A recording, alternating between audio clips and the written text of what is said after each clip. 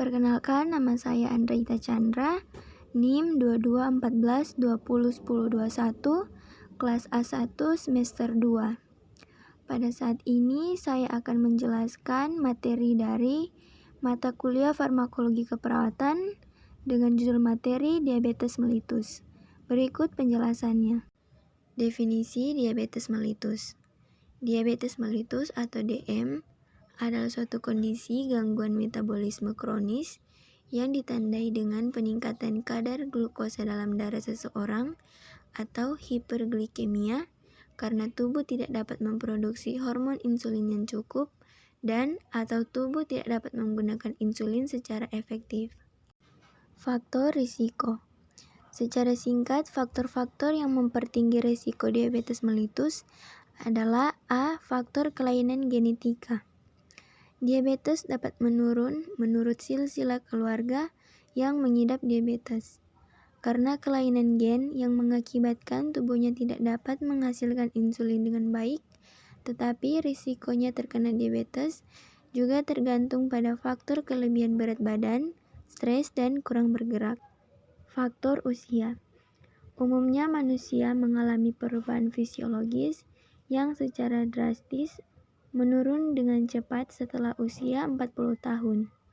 Diabetes sering muncul setelah seseorang memasuki usia rawan tersebut, terutama setelah usia 45 tahun pada mereka yang berat badannya berlebihan sehingga tubuhnya tidak peka lagi terhadap insulin. Gaya hidup stres. Stres kronis cenderung membuat seseorang mencari makanan yang manis dan berlemak tinggi untuk meningkatkan kadar serotonin otak. Serotonin ini memiliki efek penenang sementara untuk meredakan stresnya. Terapi gula dan lemak itulah berbahaya bagi mereka yang berisiko terkena diabetes. Pola makan yang salah. Kurang gizi atau kelebihan berat badan sama-sama meningkatkan risiko terkena diabetes.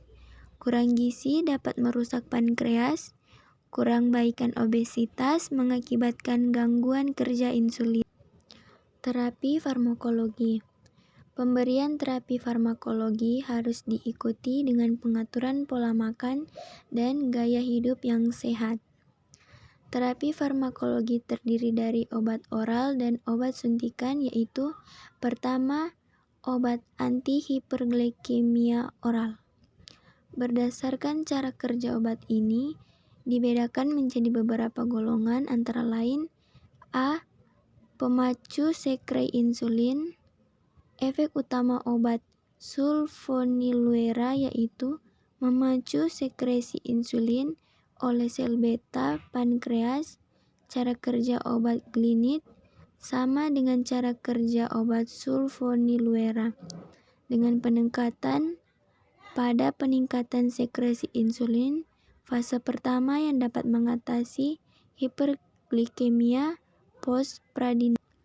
B. Penurunan sensitivitas terhadap insulin. Efek utama metformin yaitu mengurangi produksi glukosa hati dan memperbaiki glukosa perifer. Sedangkan efek dari thiazolidinone adalah menurunkan resistensi insulin dengan jumlah protein pengangkut glukosa sehingga meningkatkan glukosa di perifer. C. Menghambat absorpsi glukosa. Fungsi obat ini bekerja dengan memperlambat absorpsi glukosa dalam usus halus sehingga memiliki efek menurunkan kadar gula darah dalam tubuh sesudah makan. Penghambat DPP-1V. Obat golongan penghambat DPP-1V berfungsi untuk menghambat kerja enzim DPP-1V sehingga GLP-1 tetap dalam konsentrasi yang tinggi dalam bentuk aktif.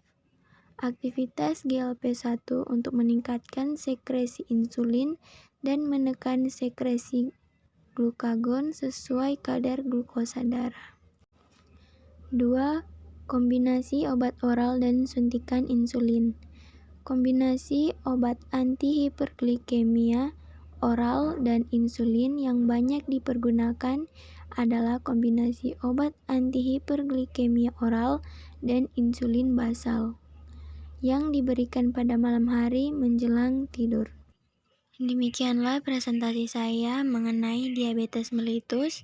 Saya sadar bahwa pembahasan saya masih jauh dari kata sempurna. Oleh sebab itu, segala kritik dan saran yang membangun sangat dibutuhkan.